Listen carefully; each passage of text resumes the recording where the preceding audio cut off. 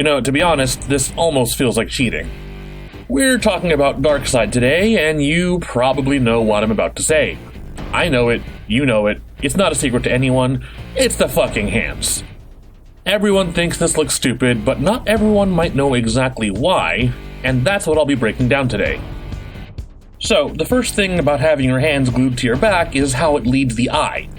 Since Darkseid is just standing there, the only point of interest in his stance is that his hands are hidden, so naturally this is where the eye wants to go first.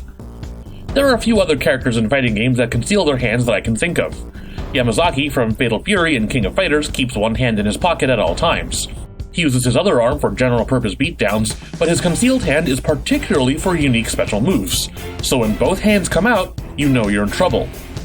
Oro from Street Fighter III has one arm literally tied behind him, which creates a point of interest and mystery because it raises questions as we watch him fight with only one arm. Point is, because Darkseid's arms are behind his back, it draws more attention to the fact that he's not using them. So why exactly does it look so bad in Darkseid's case? Mostly because of physiology. If you take a look at Darkseid's proportions, he's a pretty top-heavy fellow. He's got a lot of weight to move around if he wants to get anything done with his lower body. There's a reason we swing our arms when we walk. It's because we need it for balance and weight control. Without control of our arms, we lose a great deal of balance and mobility. That's why cops cuff your hands behind the back. If you want to kick anywhere above your shins, you're going to have to do something about your upper body weight. That's why Darkseid here looks so uncomfortable. Rather than looking relaxed and effortless, his animations look strained and clumsy.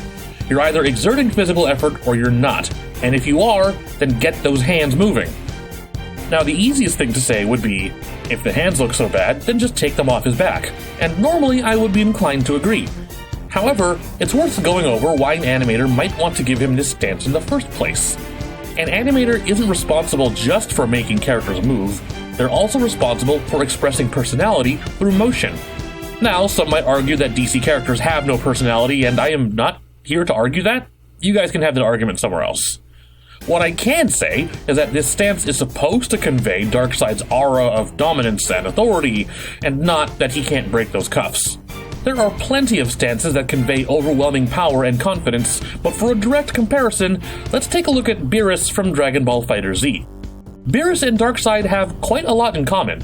They're both godly beings from space with unimaginable power, so far above mortality that even direct combat is nothing but a trifle to them. Also, Beerus stands with his hands behind his back. The difference here is that Beerus actually has more than one posture to express his personality.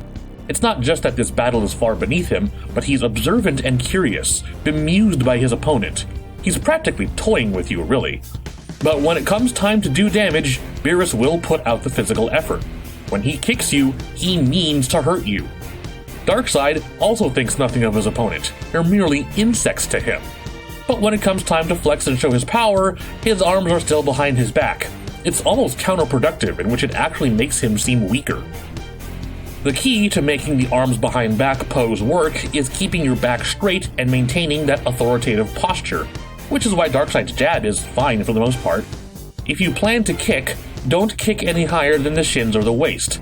If you're bending your waist and constantly swinging off balance, it looks like you're struggling to move instead of booting an insignificant insect. If you're posturing, then posture. If you're striking, then strike. Don't try both at once. And that wraps up today's A.B.I.torial. If you've got some hands free, go ahead and give us a like, and don't forget to subscribe for more anime and game content from SugarPunch. Be sure to check out our Patreon for early access to future videos. I'm A.B.I., and next time... God damn it, where's my book of ice puns?